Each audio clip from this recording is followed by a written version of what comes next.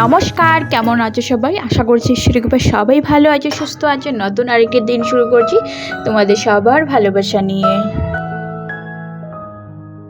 এখন সকাল প্রায় 11টার মতো হবে। ঘরের অনেক কাজকর্ম সেরেছি। আজকের এমন একটা দিন ছিল যেদিনে অনেক বেশি কাজের চাপ ছিল, মানে হাফ কাজ ছেড়ে নিয়েছি আর কিছু কাজ পড়ে আছে। তখন থেকেই ভিডিওটা শ্যুট করছি। তো চলে এসেছি এইদিকে বিছানাটা গুছিয়ে নিতে। সকালে রান্নাবান্না খাওয়া দাওয়া সবই মোটামুটি কমপ্লিট হয়ে গেছে, রান্নাঘরের কাজকর্ম। আর তারপর এসেছি এদিকের কাজকর্ম করতে। কিছু কিছু দিন থাকে যে দিনগুলোতে কাজের চাপ একটুখানি কম থাকে, তার সঙ্গে কিছু কিছু দিন থাকে যে দিনগুলোতে কাজের চাপ অনেক বেশি থাকে। দিন শেষে পুরো কাজ করতে করতে ক্লান্ত হয়ে পড়ি। তো আজকের দিনটাও ঠিক সেই রকমই। আজকে প্রচুর কাজের চাপ ছিল, যেগুলো সব কিছুই মোটামুটি সেরে নিয়েছি। আর এখন এসেছি এই রুমটা গুছিয়ে নিতে। বিছানাটা ভালো করে বেডশিটটা ঝেড়ে বিছানাটা টান টান করে ঝেড়ে নিয়েছি, আর মানে গাদ্দাগুলো ঝেড়ে নিয়েছি। আর এবার বেডশিটটা সুন্দর করে বিছিয়ে নিচ্ছি। ভেবেছিলাম বেডশিটটা চেঞ্জ করবো, তারপর মনে হলো থাক, আজ না কাল করব। আসলে আমি আগে তো যেমন হয় না, সবাই কী করে বেডশিট ময়লা হলে তুলে ধোয়, আমি প্রত্যেক দিন তুলি। পাপাই হওয়ার পর থেকেই অভ্যেসটা আমার হয়েছে। আগেও ধুতাম, তখন সপ্তাহে একদিন চেঞ্জ করতাম সব কিছু। আর পাপাই হওয়ার পর রোজ দিন করি। রোজ দিন করতে করতে এমন অভ্যেস হয়ে গেছে, না করলে ভালো লাগে না। তবে হ্যাঁ, এখন না এতটাও ময়লা করে না ও, যেহেতু বড় হয়েছে। আর মানে তারপরও কি হয়, অভ্যেসটা যেহেতু সেই মনে হয় যে তুলে নিই, তারপরও 2 দিন 3 দিন পর পর বেডশিট চেঞ্জ করি। তো বিছানাটা সুন্দর করে ঝেড়ে গুছিয়ে নিয়েছি। আর তারপর এই যে এইখানে ওই বেড সাইড টেবিলটাতে একটা কাভার বিছিয়ে নিয়েছি। কাভার না, ওইটা হলো একটা পেরদান। তো ওইটা ইউজ করি না, নতুনই রয়েছে, তাই ওইখানে বিছিয়ে নিলাম। এই টেবিলের নিচটাতে অনেকটা জায়গা আছে কি, তার কারণে ওইখানে অনেকটা জিনিস রাখি। তো সময়ে বের করাও হয়, আর পাপাই অনেক টানাটুনি করে সব কোনো সময় খেলার জন্য সব বের করে নিয়ে আসে। তো সেই কারণে জায়গাটা একটুখানি দেখলাম ডাস্ট হয়েছে, তো ভালো করে ছেড়ে দিলাম।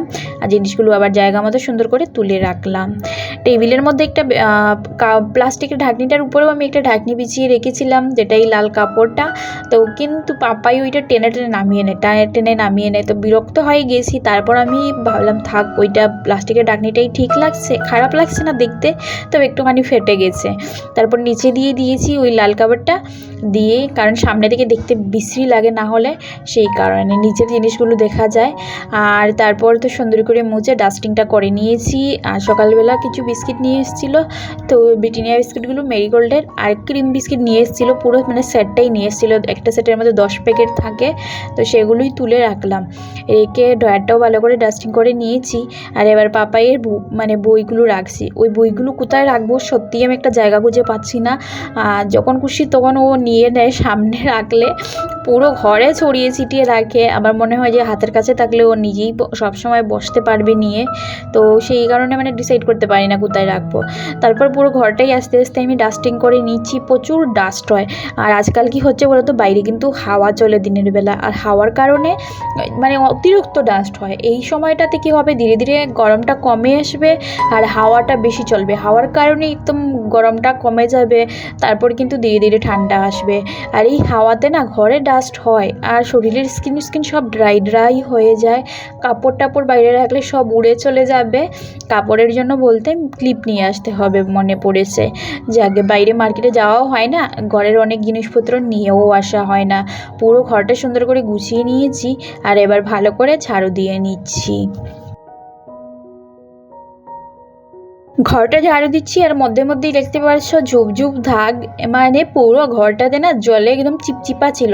কুলার চালিয়ে ঘরটা শুকিয়েছি, তারপর ঝাড়ু দিচ্ছি। পাপাই যা করে, ফিল্টার থেকে বোতল দিয়ে জল এনে এনে বসে বসে খেলছিল। ও জল দিয়ে খেলতে ভীষণ ভালোবাসে, আর ঘরটাকে পুরো ভিজিয়ে দেয়। এই রুম ভিজবে, না হলে রান্নাঘরটা। আর চিপচিপা লাগে, কাজ করতে অনেকটা প্রবলেম হয়। তারপর ঘরে মানে কাজকর্ম শেষে যখন ওই ঝাড়ু দিতে যাই না, তো ঝাড়ুটা ভিজে গেলে দেখবে আর ঘরই ঝাড়ু দেওয়া যায় না।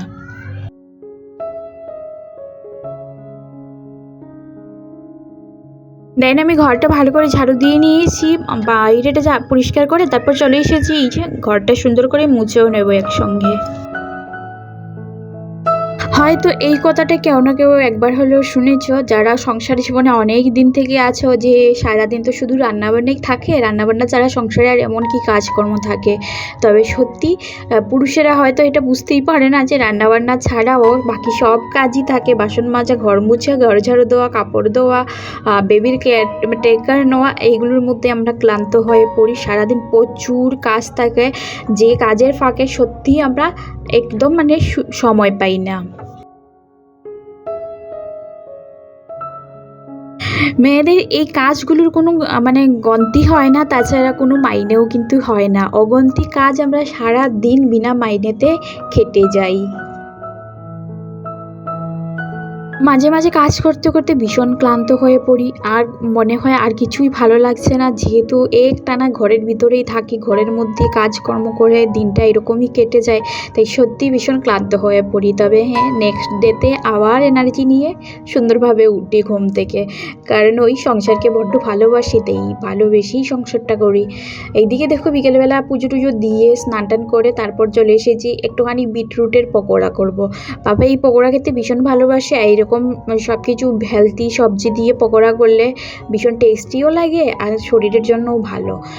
তেল জাতীয় খাবার তো না খাওয়াই ভালো, তবে হ্যাঁ, বাচ্চাদের না একটুখানি ফ্যাট উট খাওয়ালে তেমন কোনো ক্ষতি হয় না, অতিরিক্ত বাইরের খাবারটা না খাওয়ালে অনেকটাই ভালো। আর আমার তো মনে হয় চকলেট, চিপস, কুরকুরি ওইগুলো দেওয়ার চাইতে এই ধরনের খাবার যদি খাওয়াই ততটাও কিন্তু শরীরের ক্ষতি হবে না। তাই পাপাইকে আমি মাঝে মধ্যে এই ধরনের জিনিস দিয়ে থাকি, কারণ ও খেতে পছন্দ করে। আমি কড়াইতে ততটাও তেল দিইনি, পরিমাণ মতোই তেল দিয়েছি। তারপর দেখো একবার ভেজে তুলে নিয়েছি কড়কড়া করে, আর একবার বসিয়ে দিয়েছি। পকোড়ার সঙ্গে খাওয়ার জন্য আমি পকোড়া করতে করতে একটুখানি চাটনি রেডি করে নিয়েছি। আর পাপাইয়ের জন্য তো কেচাপ আছে, ওইটা দিয়ে খেয়ে নেবে। আর আমি নিজের জন্য একটা চাটনি, সেইটা কাঁচা লঙ্কা, রসুন, আলু টালু দিয়ে ভীষণ টেস্টি লাগে। আর যে কোনো পকোড়ার সঙ্গে কোনো ধরনের যদি সস, চাটনি এই টাইপের কিছু না হয় তাহলে কিন্তু খেতে ভালো লাগে না। আজকে আমি চা করিনি, কারণ সত্যি বলছি আমার শরীরে একদম এনার্জি নেই, সেই কারণে আর চা করা হয়ে ওঠেনি।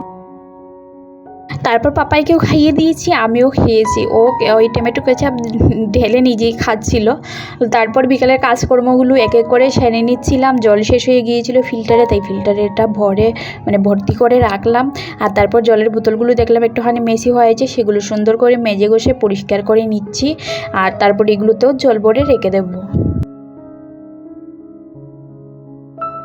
আমি না বোতলে জল ভরার কাজটা দিনের বেলায় সেরে রাখি। আসলে কাজ কোনো মেপে ঝুঁকে করি না, যে সময় টাইম পাই সব কাজ গুছিয়ে রাখি। সন্ধ্যার পরে যাতে সেই রকম কোনো কাজ করতে না হয়, তার কারণ আমি ভীষণ ক্লান্ত হয়ে পড়ি।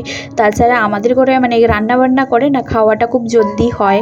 আমার বর খুব তাড়াতাড়ি খাবার খেয়ে নেয়, 7:30, 7টা, 8:30, 9টা, মোটামুটি 10টার ভিতরে খাবার দাবার রান্না করে দিতে হয়। ও বেশি লেট হলে খাবার খেতে পারে না, অভ্যেস নেই ওর, সেই কারণে বাকি কাজকর্ম করতে গিয়ে আর রান্নাবান্না করতে লেট হয়ে যায়। তাই দিনের বেলায় সব কাজ চেষ্টা করি গুছিয়ে রাখার। একটুখানি মুসুর ডাল না ভিজিয়ে রেখেছিলাম, আজকে রান্নাবান্না সেরকম কিছুই না, পান্তা ভাত রেখেছিলাম। তো বর বললো যে একটুখানি মুসুর ডাল বড়া করে নাও, কারণ ও মুসুর ডালের বড়া খেতে ভীষণ ভালোবাসে।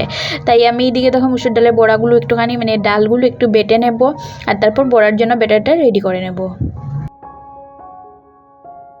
পেঁয়াজ, কাঁচা লঙ্কা, নুন, হলুদ সব কিছু দিয়ে ভালো করে ব্যাটারটা ফেটিয়ে নিয়েছি। আর তারপর দেখো এক এক করে বড়াগুলো ভেজে নিচ্ছি।